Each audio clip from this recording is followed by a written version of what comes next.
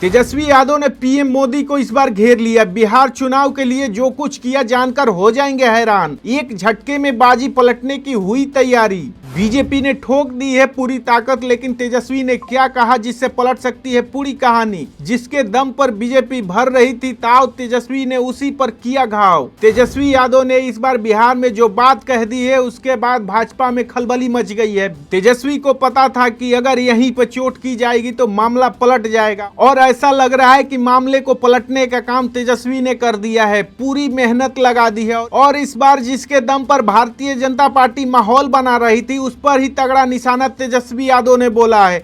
उनकी एक बात से कैसे बीजेपी को बहुत नुकसान हो सकता है, क्या कुछ उन्होंने कहा, उसकी पूरी कहानी हम आपको बताते हैं।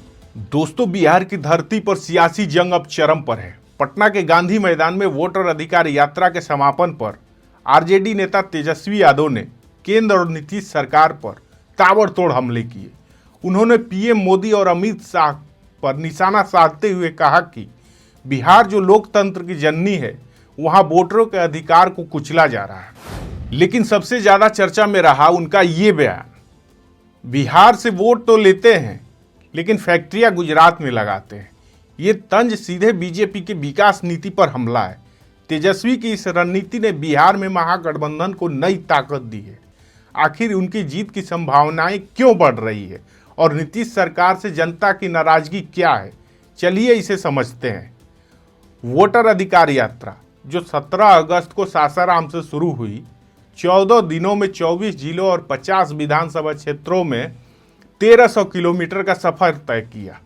इस यात्रा में तेजस्वी के साथ राहुल गांधी, अखिलेश यादव और प्रियंका गांधी जैसे इंडिया गठबंधन के बड़े नेता शामिल हुए। तेजस्वी ने इस मंच से नीतीश सरकार पर भ्रष्टाचार, अपराध और बेरोजगारी को लेकर सवाल उठाए। उन्होंने कहा कि नीतीश कुमार की नकलची सरकार उनकी योजनाएं की कॉपी कर रही, जैसे मुफ्त बिजली, पेंशन वृद्धि। लेकिन जनता को ओरिजिनल सीएम चाहिए, न कि डुप्लीकेट। इस बयान से उन्होंने बिहार में एक अलग माहौल तैयार कर दिया, क्योंकि तेजस्वी के लिए पॉजिटिव माहौल बन रहा, उसका समझना भी जरूरी है। देखिए, पहला कारण है उनकी पीडीए, पिछड़ा दलित अल्पसंख्यक रणनीति।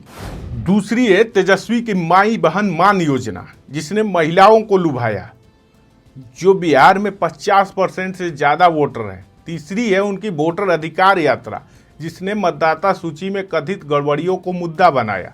निर्वाचन आयोग के एसआईआर के तहत 65 लाख से ज्यादा वोटरों के नाम काटने की बात ने ग्रामीण और अल्पसंख्यकों वोटरों में नाराजगी पैदा की है। तेजस्वी ने इसे वोट चोरी करार देते हुए जनता को एकजुट किया। ऊपर से नीतीश सरकार से जनता की नाराजगी भी तेजस्वी के लिए फायदेमंद है।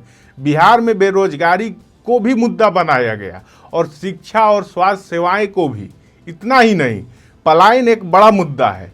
तेजस्वी ने नीतीश सरकार पर भ्रष्टाचार का भीष्म पितामह होने का आरोप लगाया।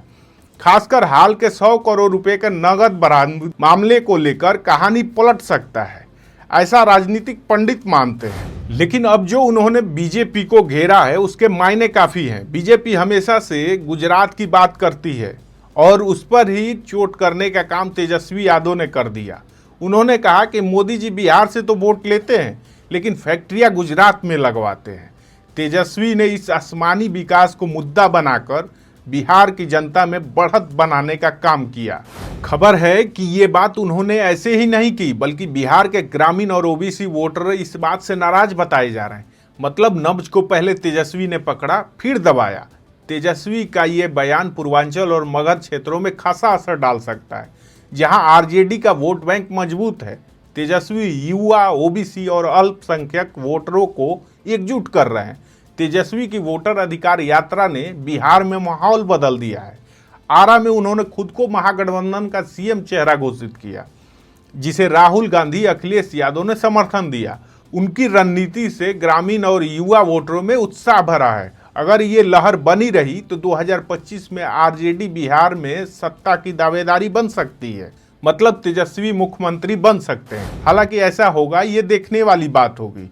इस पर आपकी राय क्या है, हमें कमेंट में जरूर बताएं।